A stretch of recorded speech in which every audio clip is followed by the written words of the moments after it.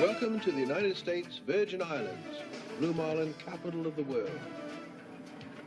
These azure waters, known primarily for sailing, snorkeling, sunning and swimming, are also the home of 23 big game whale fishing records. Fishing is a popular pastime for many and a passion for some. It's the #1 participation sport in America. Blue marlin fishing is the ultimate adventure.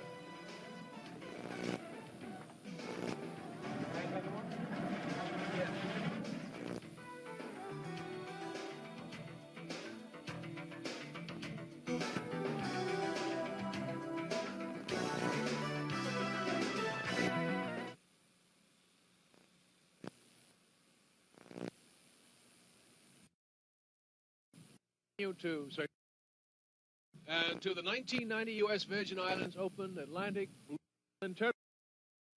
This event, which benefits the Boy Scouts as the world's premier Atlantic Blue Marlin Tournament. The U.S. Virgin Island waters here hold an abundance of the marlin fishing records, including the current all-tackle Blue Marlin world record, which is 1,282 pounds. That's what I think is the fascinating thing about these waters, that underneath that blue-green surface, there lurk fish that weigh nearly a ton. And in this tournament, you can tie into them. For more on the tournament, here's Tim Davis. Thank you, George. This year we have about 30 boats that'll be fishing this tournament. They're going to be fishing a place we call the North Drop. Now, the North Drop is about 20 miles north of St. Thomas, and it goes from 200 feet to 2,000 very quickly. Now, this is a release format, and probably all of these fish will be tagged and released. Another thing about St. Thomas is the amount of fish. It's not uncommon to catch 5 fish in a day. And for a lot of people, that would be enough to fulfill a whole season in other places. And sometimes that's a full career. All right, let's head for the fishing grounds. Okay, here's a U.S.V.I. This is their first fish of the day. As you can see, they're backing down on this fish, and I'm sure they're all excited. Now you'll notice the mate reaches out, grabs the leader wire, gets a hold of the bill of the fish, tries to get the hooks out. If he can't, well, that's too bad, but at least they're trying to do their job as well as they can. Now here's Shannon Pittner on the Mamadou. She's got a fish on, as you can see, it's way out there, but they're fighting this fish on 50-pound tackle. Now that's rather light for a blue marlin fishing. Most people use 80-pound test, but in this tournament, everybody's fishing a light tackle, which makes it even more exciting. And you can see she's winding this fish by herself all the way till the swivel touches the tip and the mate can get a hold of that leader. You'll see a tag in the fish. They've already tagged this fish. They'll drag him along, try to revive him, and get everything going nice and smooth. The fish will gain his color back, and they want to release a nice, healthy fish. And as you can tell, everybody here is really excited, especially all the anglers. Now, we might remember that there is an award for the top lady angler. It's not just a man's sport. Okay, here's the U.S.V.I. on their second fish of the day. They're going to tag this fish. In the background, you'll see the night lines trolling by. It must be a hot spot. Tagging of blue marlin has become much more popular. There's a foundation that was formed called the Billfish Foundation, and what they do is gather the scientific information that's obtained by tagging these fish. Now, there was a fish tagged off of St. Thomas once, and it was recovered again off the coast of Africa. Now, this is a healthy fish that they're letting go right now. All this information is gathered by these people, and it gives the scientists a great deal of information on the migration patterns and the size and the growth rate of the fish. Now we're back to the Mamadou. This is their second fish of the day, and as you can see, they're taking the hooks out of the fish, and they're pulling him along using those survival and revival techniques, letting the fish go safely and healthy. This tournament historically has had a release background. The Boy Scout tournament has had a release background, but many tournaments throughout the world had no release background. In about 1981, tournaments started accepting minimum weights, minimum sizes of fish that can be brought to the dock. Since 1981, about 40% of the tournaments that are conducted now have at least some kind of release concept. And I'm talking about release concepts above and beyond what federal laws are. In the United States now, of course, we have minimum sizes, and fish of a certain size cannot be brought in. But many tournaments have gone above and beyond the 86-inch rule to provide some kind of extra protection for the billfishes. Now, when Monty was talking about protection, this is protection. Notice how the mate, when he gets a hold of the leader, he's letting the fish stay away from the boat right now. It helps protect the fish so he doesn't beat himself up against the side of the boat. And he's also worried about that fish beating up against the side of him. It's very good for everyone to be safety conscious at all times. Everyone here is concerned with that. It's too easy for someone to get hurt. These fish are very, very powerful. As you can see, they're still jumping close to the boat. Now they're going to try and get a tag in this fish, and obviously they did. They're going to pull him along, troll him along, and revive him. And there goes one of our divers in there to get some incredible underwater footage of blue marlin.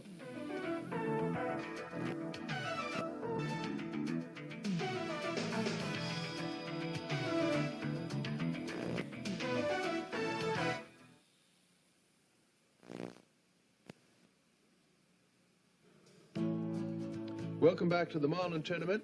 Another day of fishing begins at the American Yacht Harbor on St. Thomas. Now, every morning it's almost a ritual for everyone to check every aspect of their tackle, and checking every foot of line that they've had out the day before to make sure there's no nicks in it, no scratches or chafing. And they go through a great deal of preparation each and every day before they leave the dock. And when you're spending this much money on a boat to go out and fish and catch fish, you want to make sure that everything is just perfect. It's about 7 a.m. in the morning, heading out for the fishing grounds, where the tournament will start at 8 o'clock sharp and last until 5 o'clock in the afternoon. Some of the yachts, especially designed for tournament fishing, are worth over $2 million. That one you see there is Alchemist. It's owned by Winthrop Rockefeller, the Hatteras. You'll see him standing there in the stern. There he is. He founded this tournament back in 1972, and it benefits the Boy Scouts of the Virgin Islands. The sights, the sounds, and the excitement that exist here in this tournament. Everyone is vying for a better position to view all of this. About 30 boats are heading out 20 miles to the North Drop. Tension beginning to mount, as you can imagine, $100,000 worth of prizes and a $70,000 Mercedes if anyone breaks the world record for Atlantic blue marlin. Here's one of the crewmen on the Great Escape. Now, he's throwing out a mackerel. He won't drag all mackerel. He'll probably drag some lures, too. Now, the methods of fishing vary from boat to boat, person to person. Everyone has their own personal preferences, but everybody has their own personal secrets, too. So we're going to take a look at some of the baits these guys are using. We're running two lures.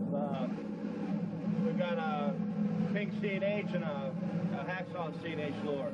It's been working for us the last couple of days, so I figured we'd run the same pattern. You know, it's one of those deals you keep trying things until it works out right. It's going to spoil people on television to think you can get marlins for a quarter, you know, really. Well, that's typical. Fishermen notoriously superstitious, throwing quarters here, hoping to bag the marlin. This is Darren Dunning. He's fighting a fish right now, and you'll notice the boat's backing down. This is another aspect. The boat has to have maneuverability to help the angler get the most line he can as fast as he can.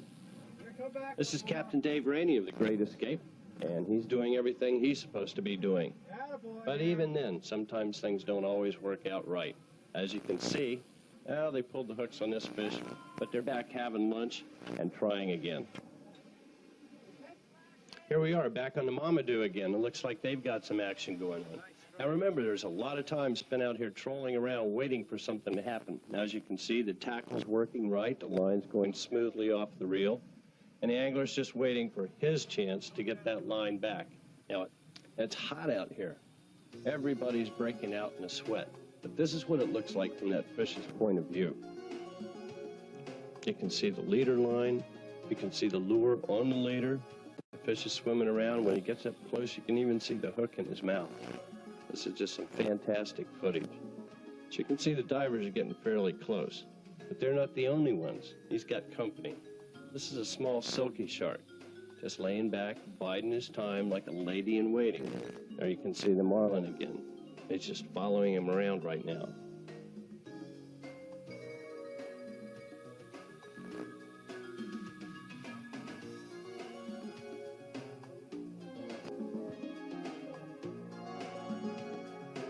Now this is what a marlin looks like from underwater when he's jumping. Usually the only time we see him jumping is above the surface, and that's the only time we see the fish till he's right alongside. This is great. As you can see, the silkies are getting a little bit bigger and a little more numerous and a little bit closer. These divers have a bang stick handy just for protection. Now, they're not going to hit these fish, but they need to have them close. Now, this isn't a silkie. This is its big, big brother. That's a giant tiger shark, as you can see by the stripes on his side. And believe me, they are dangerous. And it looks like everybody wants to go towards the boat, the marlin and the divers.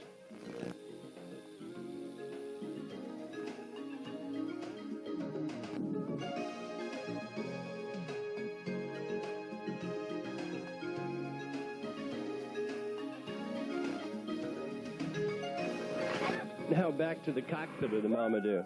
As you can see, they've got a hold of the leader. They're going to try and get the tag in the fish, and he is lively. He's still not done fighting. Look at the colors on this fish when he's jumping next to the boat. The blues and purples. They're really a beautiful, beautiful fish to watch. Now they got the tag in him. You heard him yell tag. So they're trying to get their lure back because, believe me, they think that this one is lucky. Of course, they've caught a couple of fish on it, so that's why. Now you heard that lead on test, and that fish had enough power to jump in the air and break that. Let's see it again. You can see, so you'll have no trouble with those sharks. There he is. There's the sunset and the moon as we head back, and we'll be back.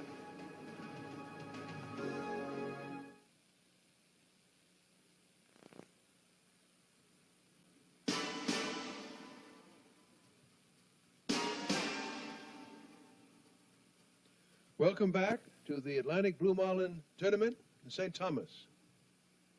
The Blue Marlin Tournament is held to benefit the Boy Scouts of the area, and it raises almost $100,000.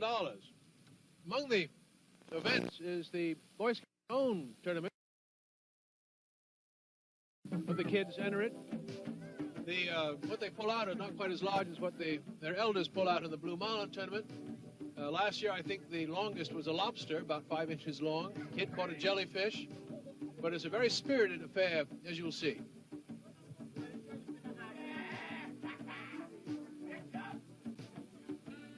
All the increments of fishing are here. Endless waiting, as you'll see.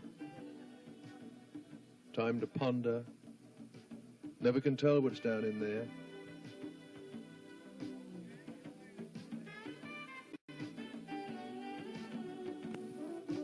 Anything that comes up is ended in the tournament, and everything is released. That fish is going to have his moment in the sun and then be returned to the depths. Weighed, as you see. That looks like a big one, at least a pound. They better put that one back rather quickly, I think. There he is, a 4-incher. Back he'll go. Here's a jellyfish.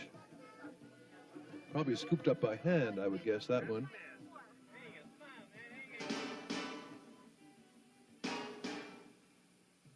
This is a lay day. Everybody staying ashore. The full moon. You never fish on the day of the full moon. You fish either before or after. So the day of the moon gives you a chance to scout the islands. The day after the moon, you're out there once again on the Atlantic. Here, Ramar Sutton on the left and Jay McInerney, both writers.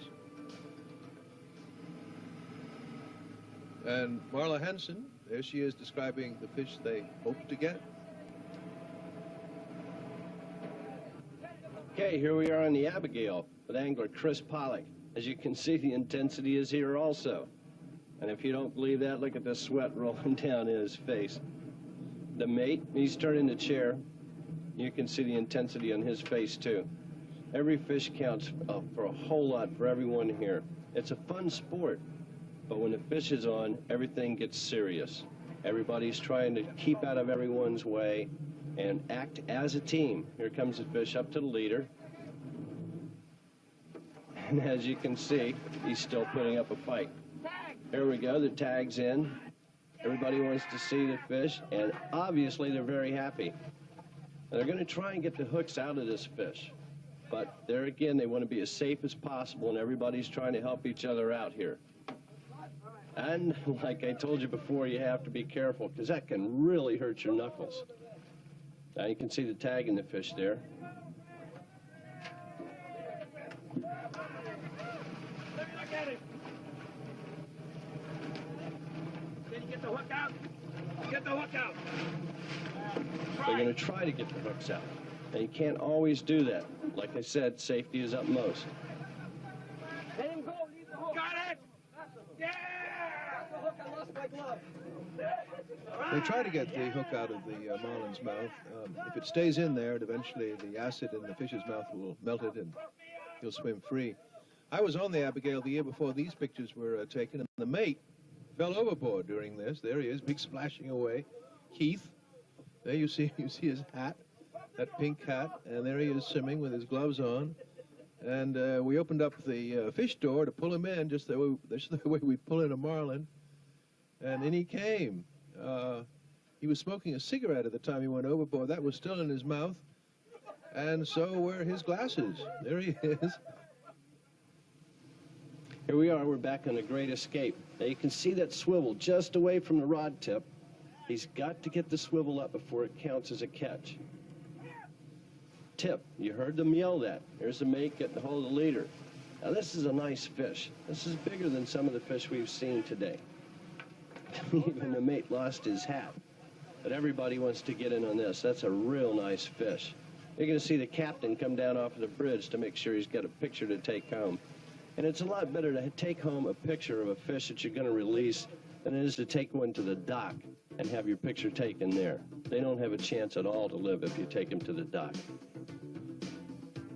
Now here's the night lines. As you can see, the boat's pouring out a lot of smoke as Captain Obie O'Brien's really revving up the engines to try to get on that fish quick. And they did. They got the tag on it. And here's the Emerald K. He's got a fish on, another tag. And you're going to see another clean release. It's nice to see that these fish are getting away nice and clean. Of course, this one hasn't gotten away yet, but he's certainly trying. There's some great shots from the helicopter. As you can see, he's dancing all the way around this boat. And here again on a misguided, it's pouring out a lot of smoke, trying to get to the fish as soon as possible, because he's taking line out as hard as he can. Worthy of a fish that fights that hard so spectacularly, he broke the line and got away. We'll be back.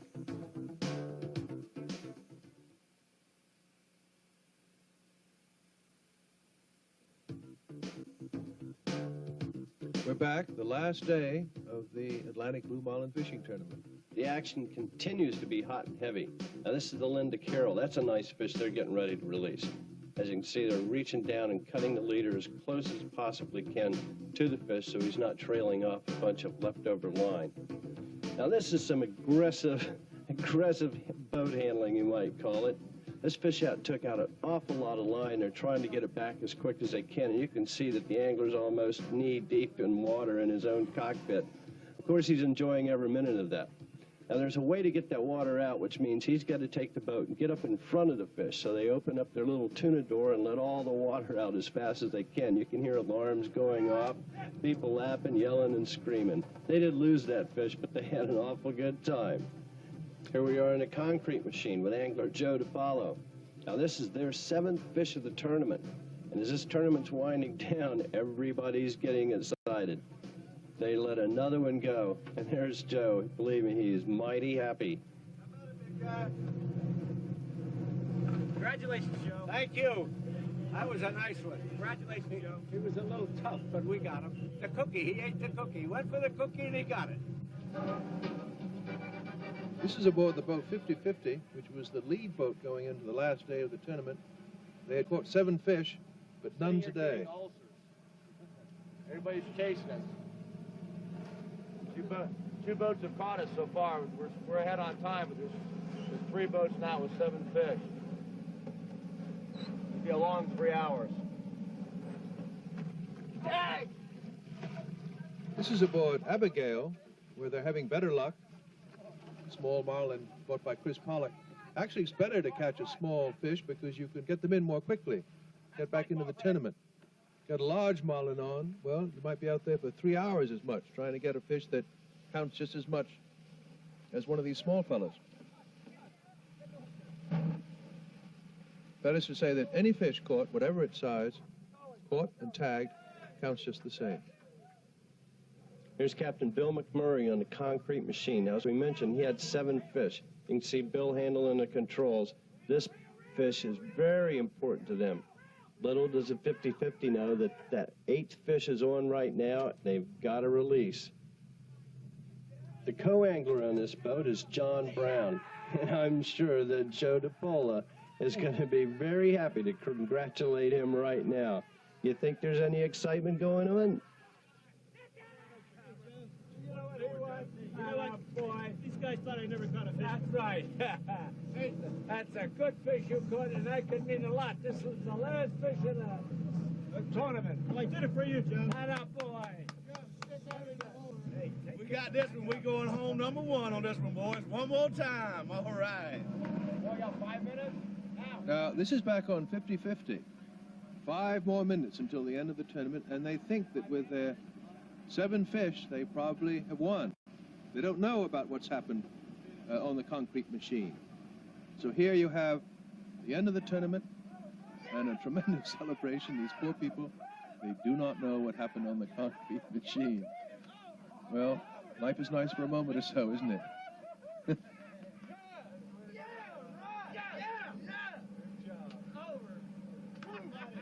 But you know, this same sort of celebration is really going on throughout the fleet, because one of the great joys of going out and fishing in this tournament is just to spend the day out on the water.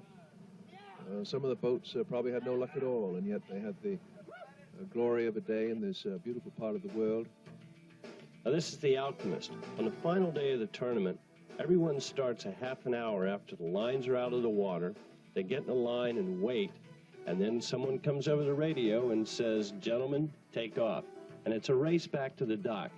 Now, the winner of this race is vying for the Jim Smith Trophy. Now, Jim Smith has been designing and building some of the fastest sport fishing boats for years, and everyone really wants to get this trophy. As you can see, the Alchemist was in the lead, but here comes one of Jim Smith's own boats. This is the Night Lines.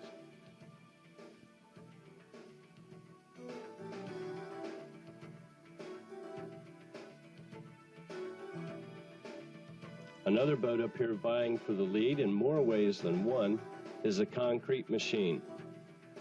But the Night Lines crosses the line first, thus keeping the Jim Smith tradition alive. Almost seems appropriate.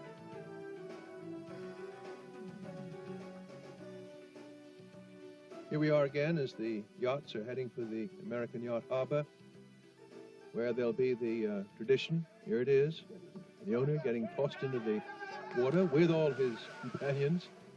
Joe dapaola, the owner of the Concrete Machine, contractor, came up to the surface there.